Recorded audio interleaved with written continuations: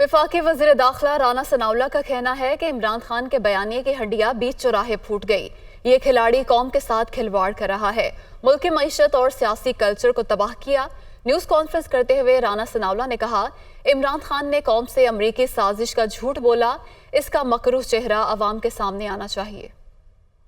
कौम के साथ जो है ये खिलवाड़ कर रहा है ये खिलाड़ी, और कौम को ये यानी इसने पौने 4 साल में इस मुल्क की जो है वो इकॉनमी को इसने तबाह किया, और जो है वो यानी सियासी कल्चर को जो है वो इसने तबाह किया। फॉरेन लेवल के ऊपर जो है वो पाकिस्तान को तन्हाई का शिकार किया। अमेरिका को इंडिया को ऐसी ही सूरत हाल में ये ज़रूरत हुई कि उसने कश्मीर को जो है वो हड़प कर लिया। इसके इन करतूतों की वजह से इसके ख़िलाफ़ इसके अपने अलाइज़ इसके ख़िलाफ़ हो गए। इसने जो है वो अमरीकी साजिश का एक बयानिया, एक फ्रॉड, एक झूठ जो है वो इस कौम के जो है वो सामने रखा। ये साजिश जो है ये तुम्हारी ऑडियो से जो है वो बिल्कुल जो है वो साफ बात सामने आ गई है। इसकी फॉरेंसिक करवाएं। मैं समझता हूँ कि पूरी कौम को इसका ये मकरूह चेहरा जो है इसकी शनाख्त करनी चाहिए। जमीयत उलमा इस्लाम के सरबराह मौलाना फजलुर रहमान का कहना है कि इमरान न्यासी ने दानिस्ता तौर पर पार्लियामेंट को कमज़ोर किया और तमाम इदारों को मुतनाज़ा बनाया। PTI ने हमारी समाजी इक़्तिदार और सियासी रिवायात को पामाल किया। मौलाना फजलुर रहमान ने कहा है कि PDM का इजलास जल्द तलब करके पॉलिसी अमूर पर अपडेट करेंगे। मुल्क में सियासी इस्तेहकाम ही कौमी सलामती के मजबूत असास बनता है। सियासी इस्तेहकाम के हुसूल की बुनियादी दस्तावेज़ आइन है। मौलाना फजलुर रहमान ने यह भी कहा कि उम्मीद है PDM हुकूमत सैलाब की तबाहकारियों और माशी बदहाली में घिरी कौम को बहुत जल्द दोबारा अपने पाँव पर खड़ा करने में कामयाब हो जाएगी। मरियम नवाज का कहना है कि इमरान खान के खिलाफ हर तरह का संगीन जुर्म साबित हो गया। उन्हें निशाने इबरत ना बनाया गया तो मुल्क की तबाही का जिम्मेदार हम सबको समझा जाएगा। मरियम नवाज ने ट्वीट में कहा कि 22 करोड़ का मुल्क 4 साल एक नाहल, नाहंजार और गद्दार के हाथों में गिरवी रहा। उसने दाखिली और खारजी सतह पर मुल्क को तबाह करने में कोई कसर नहीं छोड़ी। कौन सा जुर्म है जो इस पर साबित नहीं हुआ? वो खुद कह रहा है कि उसने अवाम के साथ खेलना है।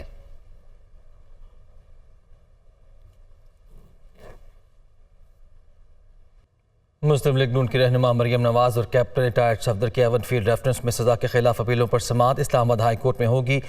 केस में अब तक क्या पेशरफ हो चुकी है, इस पर बात कर लेंगे। हमारे नुमाइंदे आमिर सईद अब्बासी हमारे साथ मौजूद होंगे।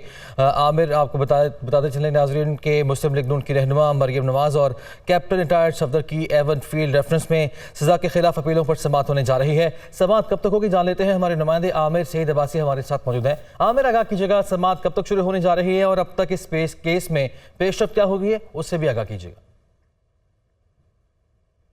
देखिए, Islamabad high court Avenfield reference में सज़ा के खिलाफ मरियम नवाज और कैप्टन रिटायर्ड सफदर की अपीलों पर गुज़श्ता 4 सालों से समाअत कर रही है और अब ये मुकदमा हतमी मरहले में पहुंच चुका है। इस्लामाबाद हाई कोर्ट ने नैब को हुक्म दे रखा है कि वो आज हर सूरत अपने दलाइल मुकम्मल करें। अदालत ने 4 क्वेश्चन फ्रेम किए थे नैब को और ये कहा था कि वो आज हर सूरत इन 4 सवालों के जवाब बताएँ और उसके बाद फिर अदालत फैसला करेगी कि मरियम नवाज को जो एवनफील्ड रेफरेंस में सज़ा दी गई थी क्या वो दुरुस्त थी या नहीं थी। इस बात का फैसला कभी इम्कान है कि आज ही अदालत कर देगी, क्योंकि इस्लामाबाद हाई कोर्ट गुज़श्ता 4 सालों से तमाम जो फरीकेन हैं, जिसमें मरियम नवाज के वकला हैं और नैब के वकला हैं, इन दोनों को ये कह चुकी है कि जल्द से जल्द अपने दलाइल मुकम्मल करें। गुज़श्ता समाअत पर नैब ने अपने जुज़वी दलाइल मुकम्मल कर लिए थे। अब आज उन्होंने अपने दलाइल हर सूरत मुकम्मल करने हैं और 4 सवालों के जवाब देने हैं, जिसमें उनसे ये पूछा गया था कि नवाज शरीफ का इन फ्लैट्स के साथ कैसे ताल्लुक साबित होता है, मरियम नवाज का इन फ्लैट्स के साथ जो एआनत जुर्म का इल्ज़ाम है वो कैसे साबित होता है। इसके अलावा अदालत ने यह भी कहा था कि जो ट्रांजैक्शन हुई है उसका रिकॉर्ड भी आपको पेश करना पड़ेगा। लिहाजा इस्लामाबाद हाई कोर्ट के डिवीजन बेंच, जिसमें जस्टिस आमिर फारूक और जस्टिस मोहसिन अख्तर कियानी शामिल हैं, आज दिन 12:30 बजे समाअत करेगा। मरियम नवाज और कैप्टन रिटायर्ड सफदर खुद पेश होंगे अदालत में और उनके जो वकील हैं अमजद परवेज़ वो दलाइल देंगे, जबकि नैब की तरफ से जो प्रोसिक्यूटर हैं बैरिस्टर उस्मान जी राशिद वो अपने दलाइल मुकम्मल करेंगे। लिहाजा कभी इम्कान है कि आज Islamabad high court Avenfield reference में मरियम नवाज और कैप्टन रिटायर्ड सफदर की जो सज़ा के खिलाफ अपीलें हैं समाअत शुरू होगी 12:30 बजे के बाद। आमिर सईद अब्बासी, आपने अपडेट किया, आपका शुक्रिया। डॉलर की कदर में कमी, इंटरबैंक में डॉलर 87 पैसे सस्ता हुआ है। इंटरबैंक में डॉलर 231 रुपए 25 पैसे पर ट्रेड हो रहा है। डॉलर की ऊंची उड़ान का सिलसिला जो जारी था पिछले कुछ रोज से वो थमा हुआ है और रुपया मुस्तहकम हो रहा है। डॉलर की कदर में आज भी कमी आई है। इंटरबैंक में डॉलर 87 पैसे सस्ता हुआ है। इंटरबैंक में डॉलर 231 रुपए 25 पैसे पर ट्रेड हो रहा है। आज भी डॉलर की कदर में कमी आई है और इंटरबैंक में डॉलर 87 पैसे सस्ता हुआ है। इंटरबैंक में डॉलर 231 रुपए 25 पैसे पर ट्रेड हो रहा है। इसके साथ साथ आपको ये भी बताते चलें कि स्टॉक एक्सचेंज में भी 245 पॉइंट्स की कमी देखी गई है। 100 इंडेक्स 41,189 पॉइंट्स की सतह पर आ गया है। आपको अपडेट कर रहे हैं स्टॉक एक्सचेंज की ताज़ा सूरत हाल से। आपको बताते चलें कि स्टॉक एक्सचेंज में 245 पॉइंट्स की कमी देखी गई है। अब तक की सूरत हाल है जो 100 इंडेक्स की, उसमें 41,189 पॉइंट्स की सतह पर ये अभी ट्रेड कर रहा है। स्टॉक एक्सचेंज की सूरत हाल से आपको अपडेट कर रहे हैं। स्टॉक एक्सचेंज में 245 पॉइंट्स की कमी देखी गई है और 100 इंडेक्स में 41,189 पॉइंट्स की सतह पर अभी 100 इंडेक्स आ गया है।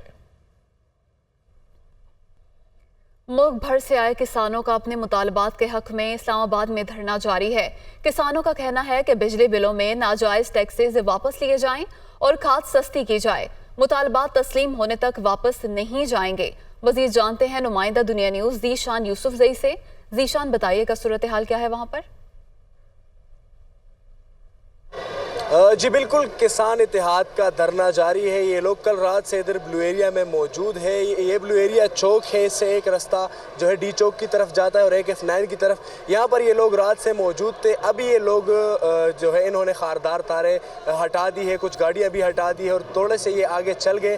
ताहम अब ये आगे रुके हुए हैं। इनके जो रहनुमा है वो बातचीत कर रहे हैं। इंतज़ामिया भी इनके साथ अभी बातचीत में मसरूफ़ है। ये लोग आगे जाने के लिए जो है तकबदो कर रहे थे, लेकिन इनको अभी रोका गया है।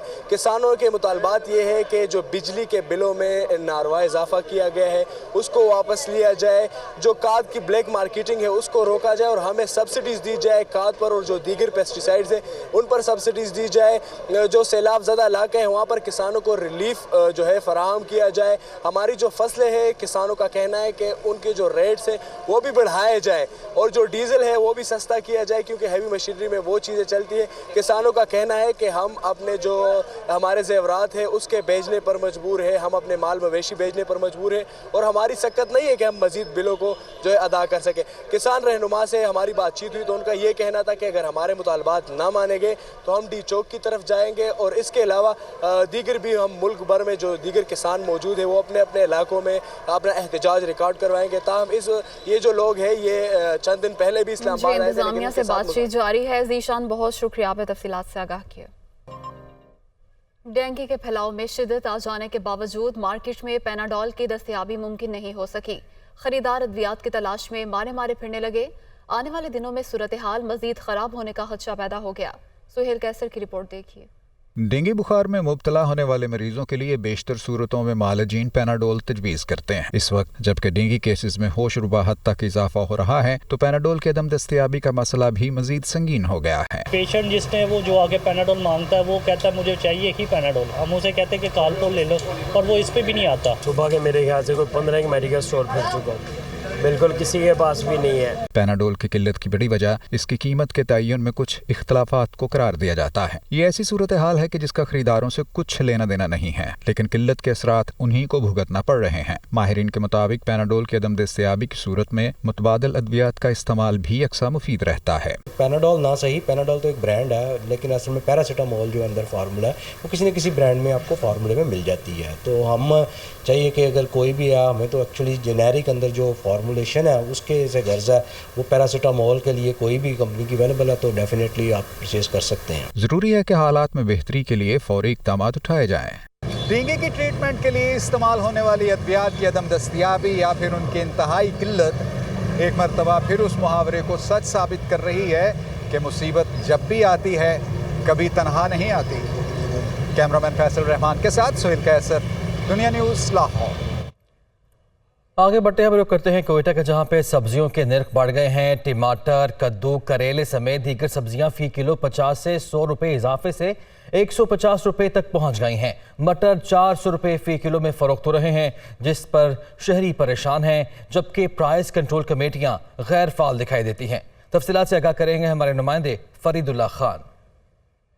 सैलाब के बाद जो महंगाई के नया तूफान आया वो थमने का नाम नहीं लेती। हर चीज़ जो है दिन ब दिन महंगी हो रही है। खासकर जो रूटीन की चीज़ें, खाने पीने की चीज़ें, वो बहुत महंगी हो गई। अब जो आम सब्जियां थे पहले आदमी बड़े आसानी से उसे ख़रीद भी सकता था और अपने किचन का गुजारा चला रहा, लेकिन अब देखने में आ रहा है कोयटा शहर में तमाम सब्जियों की जो कीमतें दुगनी बल्कि तिगनी हो चुकी हैं। अब जो कद्दू पहले 50-60 रुपये किलो मिलता था, वो 150 रुपये किलो मिला। इस तरह बैंगन जो था वो 30-40 रुपये का मिलता था, वो जो 120 से 130 रुपये किलो मिल रहा है। इस वजह से लोग अच्छे खासे परेशान हो गए। उनकी जो आमदनी है इतनी बढ़ नहीं रही, आमदनी के मुकाबले में महंगाई बहुत ज़्यादा बढ़ चुकी है। इस वक्त एक शहरी हमारे साथ मौजूद हैं जो सब्जी खरीदने आए, घर के लिए आए, उनसे बात करते वो क्या थे। हमारी जो इस्तात है वो हर रोज़ कम होती जा रही है। हम बिल्कुल उसकी ख़रीदने की इस्तात है वो हमारी इतनी नहीं है।